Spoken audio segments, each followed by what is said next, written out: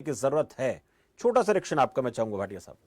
अच्छा शमशेर जी, अगर कांग्रेस पार्टी केवल अपने कुछ 4-5 नेताओं की एक बैठक कर ले तो ये सरकार को आईना दिखा सकती है। पूरी 37% वोट लिए यहाँ पे और लगभग उतने वोट बीजेपी को मिले हैं।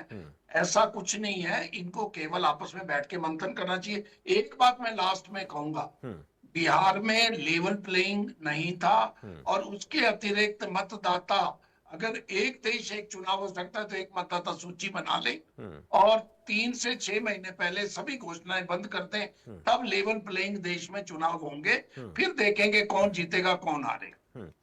चलिए, बहुत बहुत धन्यवाद राकेश जी, सुखबीर तंवर साहब, नहीं सुनील नहीं, ये भाटिया साहब, बातें मेरे साथ चर्चा करने के लिए।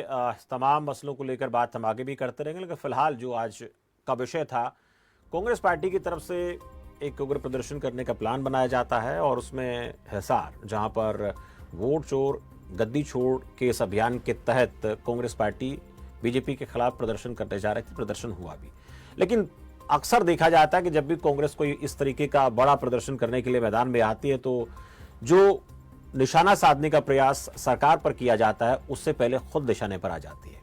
हमने देखा कि मंच से किस तरह से जिला अध्यक्ष और ग्रामीण जिला अध्यक्ष एक दूसरे से माइक खींचते नजर आए और इसके साथ साथ कांग्रेस पार्टी में ये निर्देश दिए गए थे कि जो पोस्टर हैं जो आप बनाओगे उसमें आपके इलाके के सांसद की फोटो होनी चाहिए, लेकिन वहां से कुमारी शैलजा नदारद थी। 3-4 विधानसभा में ऐसा देखा गया।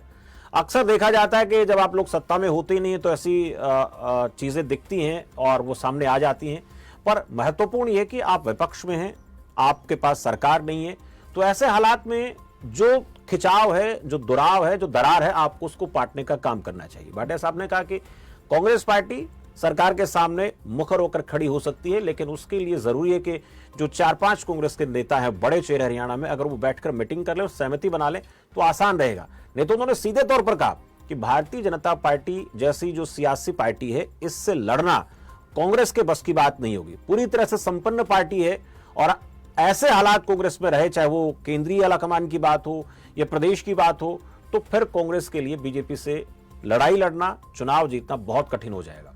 साथ में ये भी बात निकलकर सामने आई कि क्या एक्शन होगा जिन्होंने ये किया है, पोस्टर में फोटो नहीं लगाई।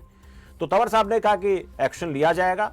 अब पहले वाली बात नहीं है, जो भी गलत करेगा उसके खिलाफ कड़ी कार्रवाई होगी। तो भाटिया साहब ने कहा, मैंने ऐसा कभी देखा नहीं कि कांग्रेस पार्टी में कभी गुटबाजी के दौरान किसी पर कोई एक्शन लिया गया हो। हालात ऐसे बना दिए जाते हैं कि व्यक्ति खुद पार्टी छोड़कर चला जाता है और ऐसे हमने पिछले कुछ सालों से चीजें देखी भी हैं।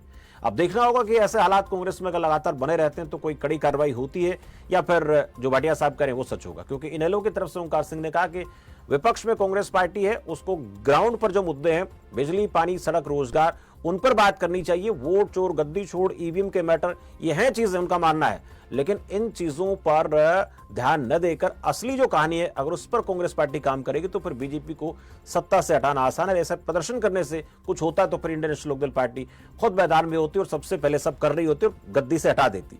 पर हालात कांग्रेस के ऐसे नहीं, क्योंकि कांग्रेस खुद कई गुटों में बटी हुई है। ऐसे आरोप दूसरी पार्टियों के नेता भी लगा रहे हैं। फिलहाल के मेरे साथ बड़ा मुद्दा इतना ही। आप बदल रहे खबर फास्ट के साथ। नमस्कार।